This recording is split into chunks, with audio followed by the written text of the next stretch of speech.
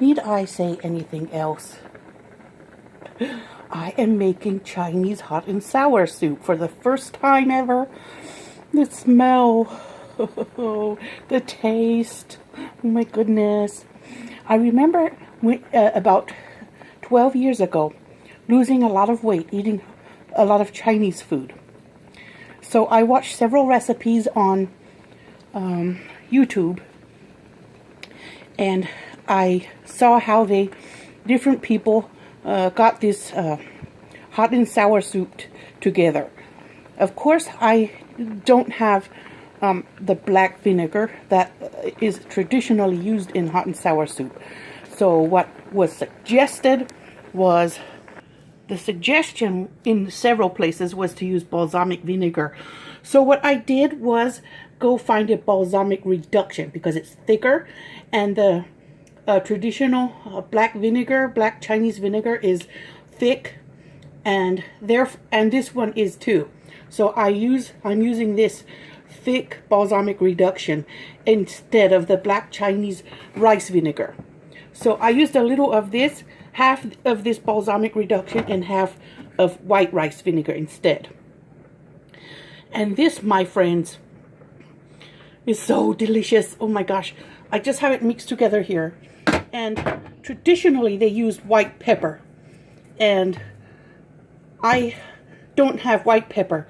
So I have been aware of this seasoning I got from Aldi a while ago. And it tastes and smells like it has white pepper in it.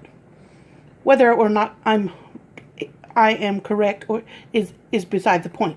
It adds the peppery taste that is needed for the sauce that you finish the soup with. I used Dollar Tree soy sauce. Some of the recipes ask for dark soy sauce, and some of them ask for light. So I just use this because it's kind of medium, I think.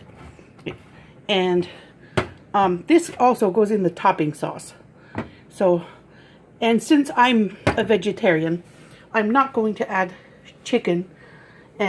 And of course, I don't eat, none of us eat pork. So, and I'm going to put these zucchini ribbons in, because it'll have sort of a stringy texture like the rest of the ingredients. And I want to experiment with zucchini ribbons anyway, so I'm going to put them in here. A lot of hot and sour soup has different vegetables in it. You can kind of play around with those. The important thing is the vinegar and the soy sauce and the sesame oil. So, and the egg must go in, and the mushrooms must go in. I used shiitake, and I used baby bellas together, and it does have a nice woody mushroomy taste. I believe that the Chinese original wood ear mushrooms would probably have an even deeper earthy taste, but I couldn't find any at Kroger. So I just used some fresh shiitake and fresh portobello, fresh baby bella. And these are salad shrimps. I'm going to use these instead of chicken or pork.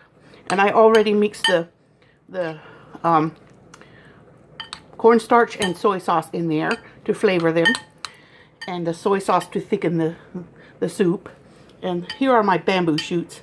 You can use fresh or canned, and I will be using the canned. There is the egg. It goes in the near the end.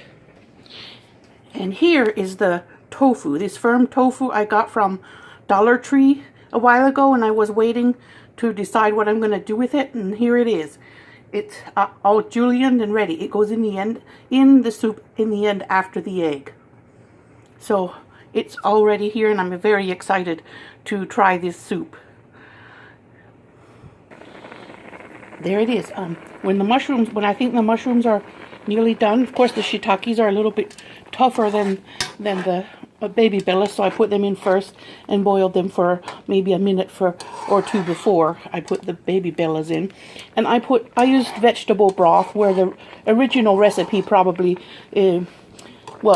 all the recipes I watched had chicken broth in them, but I'm using vegetable broth. Now that is in, I believe the mushrooms are cooked enough, so I'm going to put the zucchini ribbons, and they don't need to cook long at all. This is a very quick cooking soup. As soon as you have the ingredients ready, the soup comes together really quick.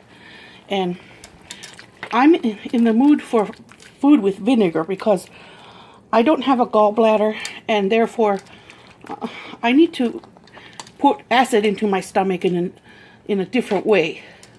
And I think vinegar, especially really good quality vinegar, will help that to break down oils and metabolize oils.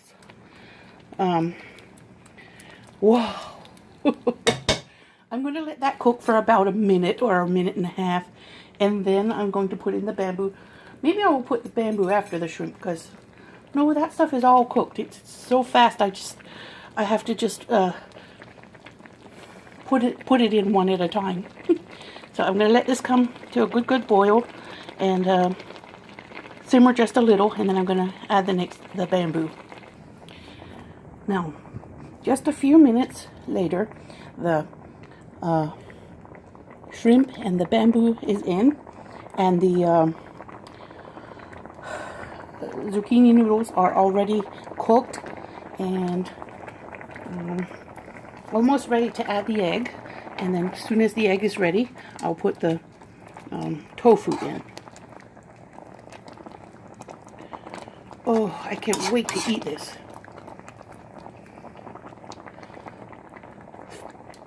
I think it needs a bit more vinegar. Okay, I put ginger and garlic and chili garlic paste in there. I grated some ginger from my freezer because I keep ginger roots in my freezer, and then I grate them when I need them. And I put grated garlic into the broth at the beginning with the ginger, and I also put chili garlic paste. And here we go. I'm going to drop the egg in now, and this you slither it in a circle. I watched several recipes, and this is a distinctive step in the hot and sour soup. So now I just wait a minute and let the egg cook a little, and then you go through it like this to make ribbons. Make it into the classic ribbons that hot and sour soup is known for. And now I'm ready to turn it off. I'm going to put the tofu in because that's the last thing. And then when you have it in all done, you put the last sauce vinegar in it. So this is my first time ever making this, and I put Dollar Tree soy sauce and Dollar Tree tofu in it, so it is kind of cheaper than it would have been if I used all grocery chain ingredients. So there's the tofu all stirred in now, and that is it. I am ready to toss the end.